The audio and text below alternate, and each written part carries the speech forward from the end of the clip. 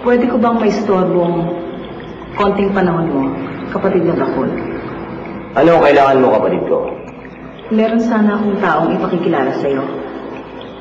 Sino at anong kailangan niya? Kailangan niya sana ang pagtanggap mo sa kanya.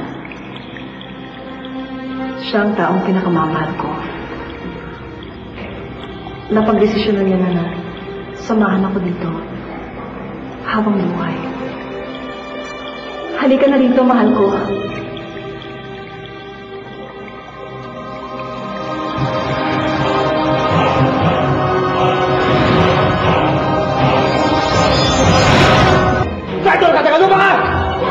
Huwag mo siyang sasaktan, Bakul.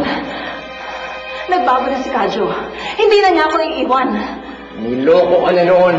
Gagawin niya ulit ito ngayon! Hindi. Mahal niya ako. Mahal ako ni Kadyo. Ilang taon din niyang kinimkim sa damdamin niya na mahal niya pala ako. Pabago-bago ng isip ang mga tao. Pabago-bago lalo na ng mga damdamin. Hindi, Bakul. Mahal na mahal ako ni Kadyo. Hindi mo ba nakikita? Isa na siyang katao. Katulad na natin siya, Bakul. Hindi na siya magiging isang tao. Kahit na kailanman. Kung katao ang pamilya ko, bakit ko pa nanaisip maging tao? Dito na lang ako kasama ng babaeng mahal ko at ng anak ko. Kung papayagan niyo, Haring Bakul. Anak mo?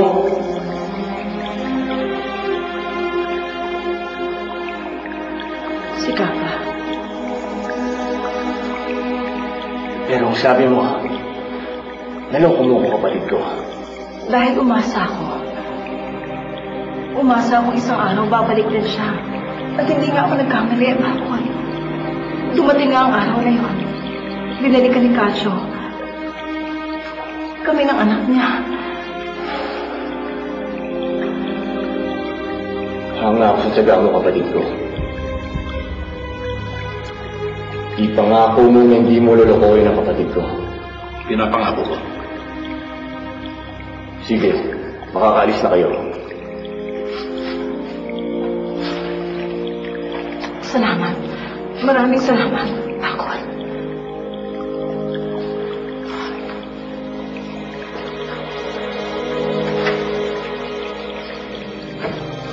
Budlis! Mahal na rin ba ako? Ipag-utos mo na ilabas sa kulungan si Pedro Pinduco. Ipakain siya sa higanting Lydia.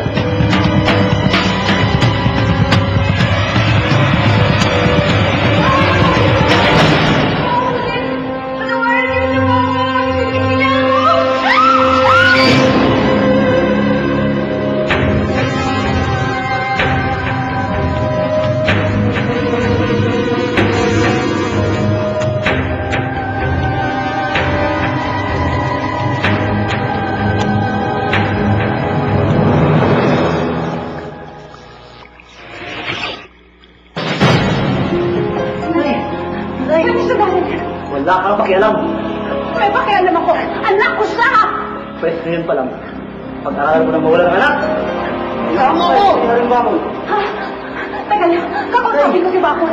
Sabihin niyo, kakausapin ko si Pagtao. Papayag ako sa anumang gusto nilang gawin. Kahit gawin pa nila akong katao. Papayag ako! Huwag nilang patigin ang anak ko. Kakausapin ko si Bakul. Pedro! Pedro! Ah! Balik yung anak ko! Dapat kong isipin ngayon. Paano ko makukumbinsi si Haring Bakul na magustuhan si Pedro para sa akin? Kakaisip.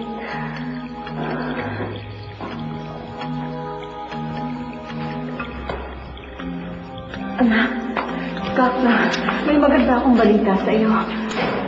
Tinanggap na ni Bakul si Kadyo. Makakasama na natin ang ama mo habang buhay. Magiging isang pamilya na tayo sa wakas.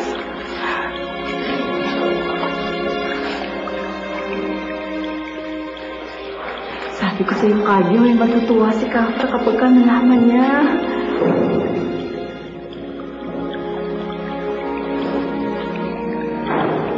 Hayaan mo na natin yung bata. Ano?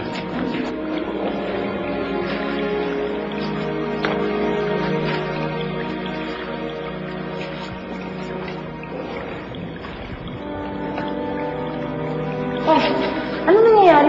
May gulo ba? Wala naman. Makikiisyoso lang kami sa kuweba ng kamatayan. May parurusahan daw kasi na nahuli na tagalupa.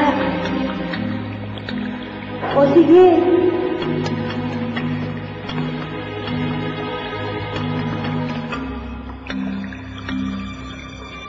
Si Pedro yun.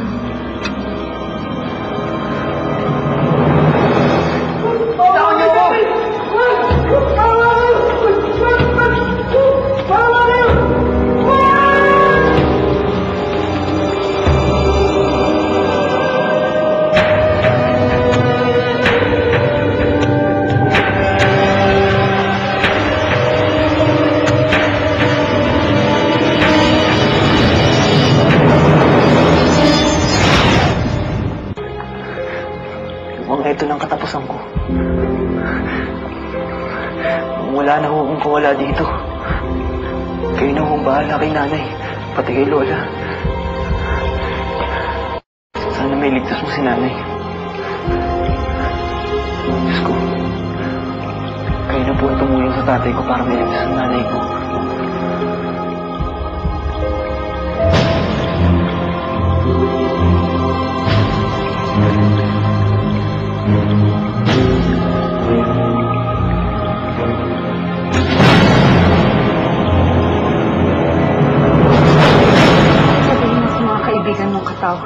Na huwag nilang sasaktan si Pedro. Pantas nakikiusap ako sa'yo. Sila ang pumunta rito. Ginambala nila ang kalalawdan. Hinahanap lang naman nila ako. Maintindihan mo naman yun, Pantas. Hindi ko nahawak ang batas ng kalalawdan, bukong liwayway. Malapit ka nang maging isa sa kanila. Malapit na tayong maging isa sa kanila. Tayo? Yun naman ang balak mo, di ba? Ang maging kataw tayong dalawa at manirahan dito habang buhay. Pumapayag ka na? Oo. Huwag mo lang hahayaang saktan nila si Pedro. Ang mag-ama ko, lalong-lalo na ang anak ko. Iligtas mo sila, Pantas. Nasa kamay na siya ng batas ng kalalawdan. Wala na akong magagawa. Kung ganon, huwag mo nang asahan magiging sayo ako. Wala ka na rin magagawa. Buong liwayway.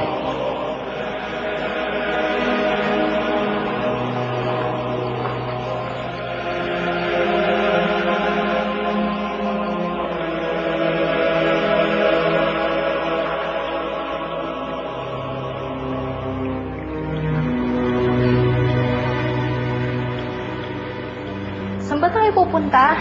May tagalupa yung papakain sa higanting dikya. Paano nakarating dito ang tagalupa? Bigla na lang daw sumalakay. Hindi, nahuli na butis. Totoo bang bata kang tagalupa? Binata. Kakatuwa nga yung buhok eh. Parang Corales. Kulot na kulot. Sayang. Papakain na sa dikya.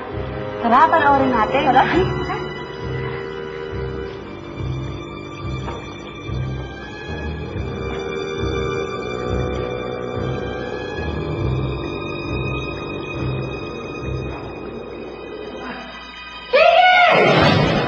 Itigil ang pagpapakain sa kanya sa higanting dikya!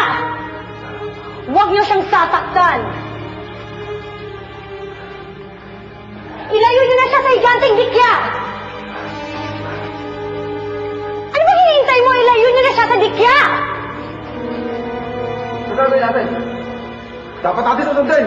Pamangkin siya ni Haring Bakol. Pero ang utos natin ni Haring Bakol, patayin ang tagalupa ito. Sino ba talaga natin susundin?